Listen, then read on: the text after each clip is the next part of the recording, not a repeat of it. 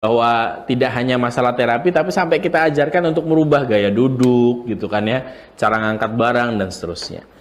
Nah, setelah belajar pas, kita jadi mengerti ya bahwa ternyata gerak itu bisa menimbulkan dampak ke tubuh.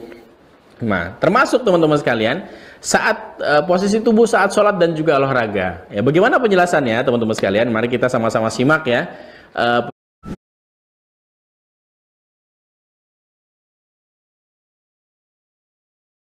Simak ya, penjelasan beliau berkaitan dengan masalah posisi tubuh, terutama saat misal gerakan yang rutin kita kerjakan, misal sholat atau kemudian juga hal yang juga mungkin rutin juga kita kerjakan, yaitu olahraga. Seperti apa penjelasannya, kita sama-sama simak video Ustadz Haris berikut ini. Posisi difulkan semuanya, ya. Contoh, kalau saya posisi lurus kayak gini semuanya, ya. Kalau saya berdiri lurus, seperti posisi sholat, maka tuh kalau posisi sholat itu kaki dan kaki nempel dengan sebelahnya, ya, bukan jarak sekarang zaman fitnah sekarang seperti ini, semua teori ya yang ini kan teori semua manusia kita anggap hoax semuanya, kecuali mereka mampu membuktikan, ya. Nah, sholat seperti sholat kayak ini, nah harus lurus pinggirnya. Nah kalau kita kaki lurus, ini posisi kita, semua badan kita ini semua pada kondisi netral, relax semuanya, pas. Ideal, ya, kaki juga. Tapi kalau seandainya kaki, boleh contoh, ya, contoh ya. Nah, jadi posisi coba ke sholat, nah, ini nempel, ya. Kalau posisi kita lurus seperti ini, nah, tangan seperti ini kondisi relax, badan relax, nah ini seperti ini. Jadi seolah dagu diapakan, rambut tarik ke atas, nah seperti ini, ya. Nah, jadi seolah rambut ditarik, dia posisi di mana tinggi maksimal. Ya, coba kalau melengkung biasa gini. Nah, badan lebih rendah lagi. Coba naikkan lagi. Nah, kalau ini masuk di sini seperti digantung sini, ubun. Nah, ini posisi di mana posisi paling tinggi. Artinya mas semua lurus semuanya. Kaki lurus. Ya. Nah, posisi kayak gini, tulang ekor pas, rongga dada paling luas. Maka tuh nanti pas ke depan kita sholat tuh jadikan kita betul rehat secara apa? Sholat itu sebagai istirahat kita. Bahkan badan kita juga cara untuk sporing, balancing tubuh kita itu dalam sholat, ya. Coba, ini perhatikan kalau posisi gini, kayak gini, ya. Lihat kaki ke sana kurang lurus. Nah, cek lurus ya. Jadi tumit dengan tumit lurus. Nah, kalau ini seperti ini, kan napas dia lega kan ya, napas. Enggak. Nah, dagu ini sama di sini kan. Nah, posisi kayak gini, ini posisi paling stabil, ya, paling stabil. Dia seimbang. Coba misalnya gini kan. Dia tidak akan jatuh, ya. Dia seimbang semuanya. Posisi apapun dia tidak akan jatuh. Tapi coba posisi orang sholat kaki ngebuka gini. Nah, buka lagi. Nah, kebanyakan orang sholat gini. Kalau sholat gini, pundak nggak pundak. Kata Rasulullah, kaki dan kaki bertemu, tumit bertemu, bahu dan bahu bertemu. Tapi kalau posisi ngebuka gini, ini posisi yang tidak stabil. Coba perhatikan, ya. Kita lihat, ya. Kalau gini, langsung kehilangan keseimbangan, ya. Buka lagi kakinya, ya. Tuh didorong sedikit ya, jatuh dia. Nah, artinya apa? Posisi yang lemah, ulang lagi, buka lagi kakinya. Posisi lemah berarti dia seluruh struktur itu lemah, keseimbangan lemah, semua organ lemah, peredaran darah lemah, oksigen lemah, semua lemah semuanya. Paham ya? Tapi kembali lagi pada posisi yang normal. Nah, di dalam posisi kayak gini, bisa lihat apapun yang kita buat, sekeras apapun dia stabil. Artinya apa? Semuanya dia posisi yang ideal, kuat. Rongga dada kuat, semua kuat. Jadi kan dalam posisi kekuatan. Ya, ingat, sholat seperti itu. Ya, nah nanti kita kaji lagi ruku juga ya. Jadi ruku, coba misal ruku, kaki sama. Nah, coba perhatikan, sama ini juga masuk seperti tadi. Masuk, ini dalam posisi yang paling jauh. Dagu masuk. Nah, dagu masuk. Nah, tangan tidak boleh nekan. Nah, lurus. Nah, ini posisi di mana tulang belakang pada posisi apa? Terjauh. Tulang belakang teregang semuanya. Nah, ini di mana posisi dia peregangkan semua energi, semua lancarkan menyelesaikan masalah tulang belakang. Ya, nah di sini. Jadi sebetulnya sholat segala macam harus benar. Kadang coba sholat yang seenaknya. Nah, kebanyakan orang tidak memperhatikan sholat kadang hanya sampai gini.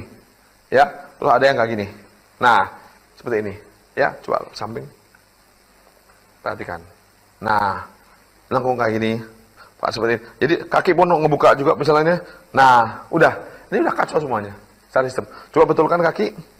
Nah, pas ruku benar, ini benarkan sekali. Nah, ruku ini lurus, dagu masukkan ke sini. Ini semuanya posisi. Nah, ini lurus semuanya. Sehingga ini terkoreksi semua, lurus semuanya. Jadi kalau ada perubahan syaraf kejepit, melintir-melintir ikut, sholat itu adalah tempat untuk meluruskan semuanya. Ya, jelas ini ya. Nanti ada duduknya, ada berdirinya, segala macam. Coba duduk di antara dua sujud. Nah, perhatikan juga nanti dalam pas juga, kita kalau duduk adalah duduk yang sehat adalah duduk bersimpuh. Ya, sehingga coba kalau bersimpuh, nah perhatikannya. Nah, kan enak. Tulang belakang itu pas posisi bagus. Nanti terapi pas sifatnya bersimpuh. Coba kalau sila. Nah, sila otomatis kalau nggak dada melengkung sini. Nah, ini duduk ya kalau sekali-kali dalam waktu pendek nggak apa-apa. Dalam waktu panjang dia bikin napas sesek. Ya, di sini ya. Oke. Nah, ini posisi salat yang apa? Seperti ini. Jadi nanti duduk seperti apa? Lihat bersimpuh. Nah, begitulah hadisnya waktu Rasulullah ngajarkan kepada apa? Malaikat Jibril ngajar kepada Rasulullah berbicara masalah apa? Hadis tentang Islam. Mengenai Islam, iman, Islam dan ihsan. Nah, jadi dia solusinya apa? Di sini. Nah, jadi posisi belajar yang terbaik adalah seperti ini. Ya, seperti itu. Dia akan kuat lama. Tapi bukan berarti sila nggak boleh, ya. Tapi jangan kepanjangan waktunya. Ya, oke. Oke, ya. Nah, itu tadi cuplikan video beliau menjelaskan tentang bagaimana posisi sholat ya. Fokus bahasan di sini teman-teman sekalian adalah bagaimana memperhatikan postur tubuh kita di posisi sholat yang terbaik. Maka beliau tadi tunjukkan, kalau orang berdiri tegap, kaki lurus, badan tegap, semuanya tegap gitu ya, maka itu di posisi best formnya, dia berada di posisi terbaiknya dalam posisi berdiri secara postur ya, secara postur ya. Sehingga kemudian beliau tadi praktekkan kepada salah satu pas trooper, ya beliau sampai pukul, badannya tidak bergerak dan seterusnya, kuat semuanya. Tapi begitu kaki dibuka gitu ya, dibuat menjadi bentuknya tadi V gitu ya, otomatis langsung berubah, ketahanan tubuh langsung berkurang, maka otomatis pasti akan berpengaruh juga pada organ-organ di dalam, saraf-saraf, peredaran darah dan semuanya. Makanya beliau sampaikan, kalau ini kuat, pasti yang di dalam juga kuat. Kalau ini melemah, didorong saja sudah mau jatuh gitu ya, maka pasti yang lain pun juga akan melemah gitu ya teman-teman ya. Tentu ini bukan berarti kemudian apa yang beliau sampaikan tadi berarti menjadi ini adalah gerakan sholat paling benar, bukan. Fokus bahasannya bukan masalah mana gerakan sholat yang paling benar, itu bukan gitu ya. Karena kalau bahasan itu nanti larinya ke masalah fikih, dan kita tahu bahwa dalam pilihan varian gerakan sholat gitu ya, kita tahu banyak pendapat di situ. Termasuk saat misal merapatkan shoh, lurusnya kaki itu sebenarnya seperti apa gitu ya, dan seterusnya. Ini pendapat banyak sekali ya, di apalagi di madhab dan seterusnya, banyak sekali berkaitan dengan posisi sholat. Sedekap, berdiri itu tegap, itu banyak sekali teman-teman sekalian gitu ya. Jadi kalau masalah ruku tentu kita lebih banyak sepakat kepada apa yang disebutkan bahwa Nabi itu kalau ruku seperti apa, lurusnya sampai apa, air kalau ditaruh itu dia tidak tumpah tadi ya. Nah, itu sederhana. Tapi bahasan yang disinggung oleh Ustaz Aris adalah bagaimana kemudian kita memposisikan badan kita saat berdiri dan gerakan sholat itu di posisi best formnya, di posisi terbaiknya, agar kemudian harapannya kita tidak hanya sekedar yang mengerjakan kewajiban atau mengerjakan aktivitas ibadah kita mahdhoh ya, tapi sekaligus juga ini tadi beliau bahasakan dengan mengutip kalimat rehat itu ya, mengistirahatkan badan gitu ya, mengistirahatkan badan kita, maksudnya kondisi tubuh itu dikembalikan ke posisi terbaiknya sehingga kemudian bisa pulih kembali, semakin sehat ya, semakin banyak sholat semakin sehat gitu. Tentu sekali lagi ya, bukan sholat kemudian tujuannya hanya menjemput sehat ya, akan sangat remeh sekali, akan sangat jadi kurang istimewa ketika sholat di mana hanya sekedar menjemput sholat ya. Nah, termasuk tadi singgungan beliau adalah masalah duduk ya.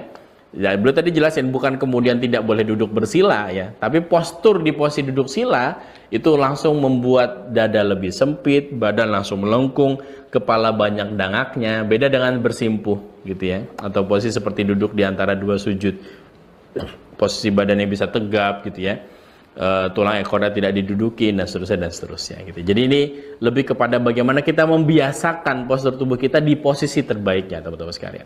Nah, tidak hanya berhenti di situ, teman-teman sekalian. Bahkan beliau juga sampai membahas tentang betapa pentingnya kemudian menghidupkan olahraga-olahraga yang sifatnya ini sering kita sebut dengan olahraga sunnah gitu ya, karena memang ini banyak muncul disebutkan dalam riwayat yang dianjurkan kepada kita, yaitu ada berenang, memanah, dan berkuda, dan juga ada gulat juga ya, salah satu yang disebutkan juga.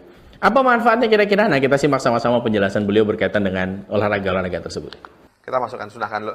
Perhatikan, maka itu nanti ke depan orang-orang pas, kenapa kita kok membela-belain sih?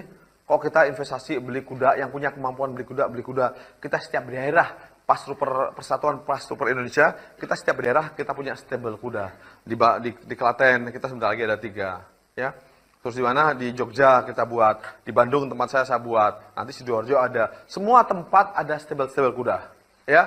Di Balikpapan, di Makassar kita buat stable kuda. Karena concern kita, olahraga adalah yang terbaik, adalah olahraga yang Rasulullah anjurkan. Contoh misalnya berkuda. Berkuda itu, ya, berkuda itu kan kuda bergerak ya. Kuda itu kalau jalan yang bergerak adalah pinggulnya, ya. Pinggul bergerak, dia bisa naik turun pinggul tuh. Nah kalau jalan dia naik, di sini turun semuanya. Naik. Nah, kalau pas lari, dia pinggul bisa bergerak. Pinggul bisa bergerak sini. Kalau lari, kencang. Nah, dia otomatis gerak. Dan lutut, kencangnya tahan oleh lutut. Nah, dia gerak semuanya.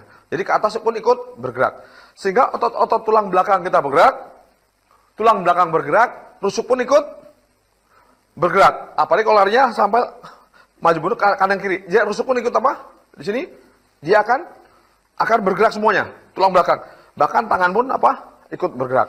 Nah, itu dalam berkuda. Jadi berkuda itu ototnya kuat, semua seimbang. Nah, bandingkan dengan sepeda. Sepeda tangan neken kepala gini. Ya, kan nggak mungkin kita naik sepeda ada kuda nempel. Nggak mungkin. Untuk naik kuda, bunga terus naik ke atas. Nah, itu kebanyakan orang sepeda bermasalah di mata, ya, mata kering segala macam. Nah, kembali lagi orang kuda ini diem. Ya. Orang berkuda, kebanyakan kesemutan di sini. Ya, kalau udah kesemutan, coba bayangkan, kaki kesemutan kan digerakkan susah, betul nggak? Kalau kaki kesemutan digerakkan susah, kalau yang tengah kesemutan susah digerakkan. Ya, nah di situ. Maka tuh nanti yang bersepeda, kalau udah mulai kesemutan ingat ya, wah, berarti nanti penyakit lain muncul. Ya, jangan sampai masih muda, ya, udah kehilangan kekuatan. Ya, nah kuda itu membuat perkasa, tapi kuda besi membuat sengsara. Ya. Oke, kembali lagi. Jadi kembali lagi untuk ibu-ibu, anjurkan suami untuk berkuda. Karena berkuda itu adalah trik-trik untuk membahagiakan istri. Ya. Oke, jadi untuk membahagiakan istri, anjurkan suami untuk berkuda. Ya. Terus berkuda. Dan kuda kalau gerakan itu, dia bisa maju mundur, dia bisa ke bawah, dia bisa juga ke atas. Nah, kombinasi semuanya. Sehingga rusuk pun akan ikut bergetar. Akan bergerak. Jadi kaki semua gerak semuanya. Satu gerak semuanya seperti itu. Nah, leher pun otomatis akan kendor. Nah, itu berkuda. Terus apa lagi mana? Memanah diperhatikan semua gerakannya, ya. Nah, ini semua gerakannya. Bergerak semuanya. Jadi rongga dada dia membesar sebesar-besarnya dan otot menjadi elastis. Ya. Masalah sempit hilang, masalah sesak juga hilang. Itu mana? Nah, ini kan kembali lagi tadi ya berenang. Berenang itu semua badan bergeraknya simetri kanan dan kiri. Jadi nggak ada, saya kidal, berenangnya hanya kiri saja. Terlalu kanan dan kiri sama. Nah itu ototnya seimbang. Orang berenang ototnya tidak mungkin sama seperti orang fitness. Orang fitness itu yang berkembang otot besarnya sehingga jadi kaku. Ya, kalau orang fitness, orang berenang, badan tetap sama, yang berkembang adalah otot-otot mikronya. Otot-otot mikro. Jadi otot mikro berkembang, jadi badan tetap sama, tapi dia lebih elastis badannya, ya, untuk bergulat. Dan kedua memanah, gulat. Nah untuk gulat tentu saja kita pakai orang yang jagoan gulat, otomatis biasanya kalau orang jagoan berkelahi dalam jarak dekat, biasanya dia juga expert dalam jarak jauh. Nah itu tadi ya teman-teman ya, penjelasan beliau berkaitan dengan olahraga-olahraga yang disebutkan dalam riwayat-riwayat hadis ya berkaitan dengan olahraga-olahraga yang dianjurkan. Ada berkuda, memanah, berenang, dan juga ada gulat juga gitu ya. Tentu sekali lagi ini adalah fokus kita adalah bahwa melihat olahraga-olahraga ini olahraga-olahraga yang betul-betul banyak sisi keseimbangannya gitu ya, banyak sisi keseimbangannya dan tidak seperti atau tidak mempunyai kemudian ada apa namanya gerakan-gerakan yang itu bisa memicu lahirnya penyimpangan-penyimpangan tubuh gitu ya. Jadi dia betul-betul seimbang gitu ya dalam kondisi tubuhnya. Nah, apakah kemudian ada olahraga yang bisa beresiko? Kalau kita bicara olahraga yang dianjurkan, apakah memang ada olahraga yang bisa memunculkan resiko? Ada gitu ya.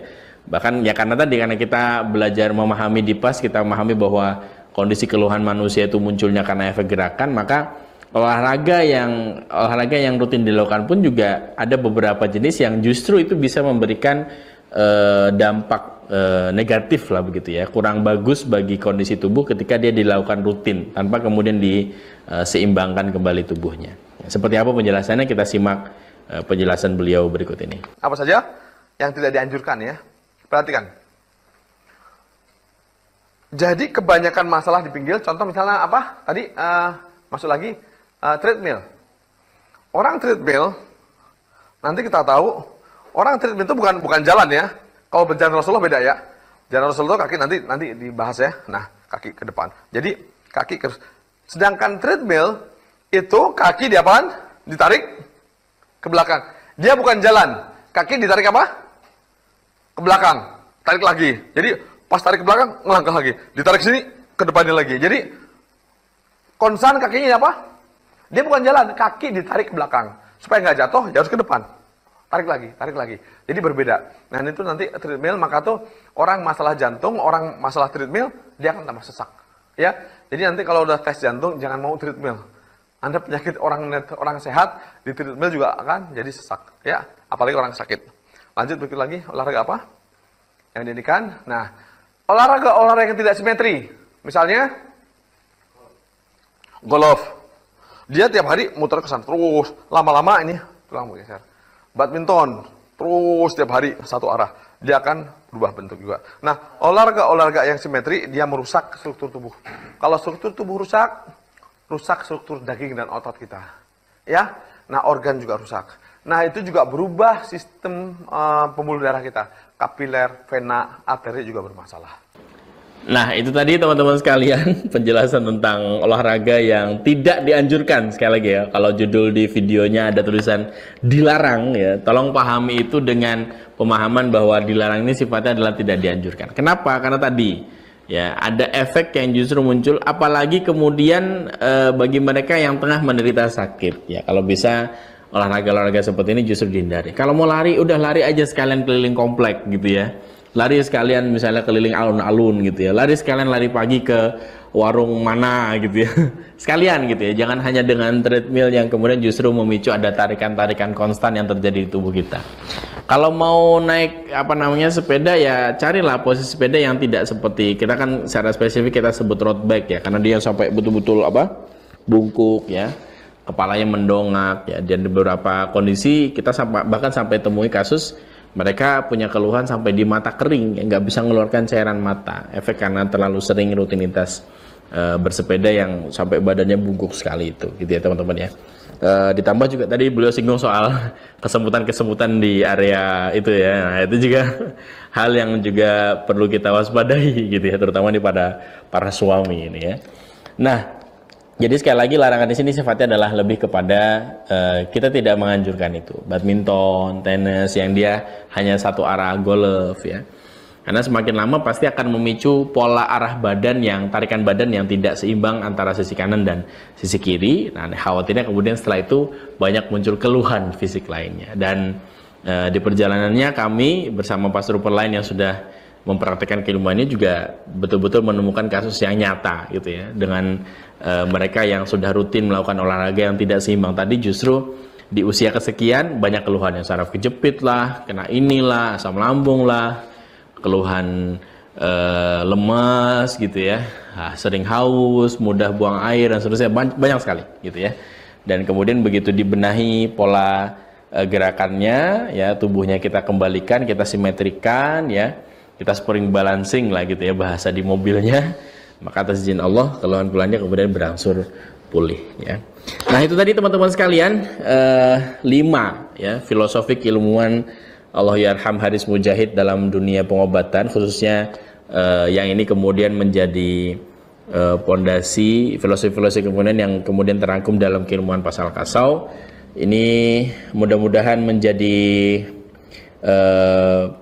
kebaikan bagi beliau. Sama-sama kita doakan semoga Allah Ta'ala berikan yang terbaik untuk beliau di sisinya. Allah Ta'ala lapangkan kuburnya, Allah Ta'ala terangkan kuburnya, Allah Ta'ala jadikan semoga dengan wasilah keilmuan ini Allah Ta'ala angkat derajatnya, dan Allah Ta'ala jadikan ini pahala jariah untuk beliau. Dan semoga jikapun ada kesalahan-kesalahan di sana, semoga Allah Ta'ala ampuni ya, juga dengan wasilah salah satunya dengan kebaikan ilmu yang sudah beliau bagikan dan sekarang kita pelajari. Begitu teman-teman sekalian, mudah-mudahan sesi kali ini bisa menambah motivasi, menambah inspirasi, dan juga menambah semangat kita untuk terus serius belajar tentang keilmuan pasal kasau ini. Dan mudah-mudahan ini tidak hanya menghadirkan semangat untuk diri sendiri, tapi juga semangat untuk bisa berbagi. Layaknya Ustadz Haris juga semangat untuk berbagi keilmuannya sampai kita hari ini bisa pelajari. Dan mudah-mudahan kita juga bisa semangat untuk mempraktekkan keilmuannya gitu ya, membantu orang nantinya. Jadi tidak hanya fokus untuk diri kita, keluarga, tapi juga mudah-mudahan manfaatnya tersebar luas di masyarakat. Ada kurang lebihnya kami mohon maaf, kami akhiri. Assalamualaikum warahmatullahi wabarakatuh. Bismillahirrahmanirrahim. Assalamualaikum warahmatullahi wabarakatuh. Alhamdulillah teman-teman sekalian, kita masuk ke sesi video tentang Ustadz Haris Mujahid ya, video penjelasan terkait dengan keilmuan dari Ustadz Haris Mujahid rahimahullah ta'ala. Baik, sahabat sekalian dimanapun Anda berada yang ikut pelajaran kali ini, kita akan belajar di sesi kali ini dengan menyimak ya, tidak video full, tapi ini adalah berupa cuplikan-cuplikan begitu ya teman-teman ya. Dan nanti kita akan guide ya, kita akan pandu dengan ada slide yang akan ikut menjelaskan video tersebut agar nanti tidak ada, kita meminimalisir terjadinya miss ya. Ya mungkin nanti ada yang kurang pas dan dirasa kok ini membingungkan dan seterusnya. Nah kita akan coba tampilkan video-video Ustadz Haris ini bersamaan dengan panduan berupa slide-slide presentasi nantinya ya. Kita akan sama-sama simak dan nanti ada beberapa rekaman video Ustadz Haris yang akan kita masukkan di sini. Di sesi kali ini teman-teman sekalian, bahasan tentang video Ustadz Haris Mujahid ini kita akan tampilkan dalam judul 5 filosofi pemikiran Ustadz Haris.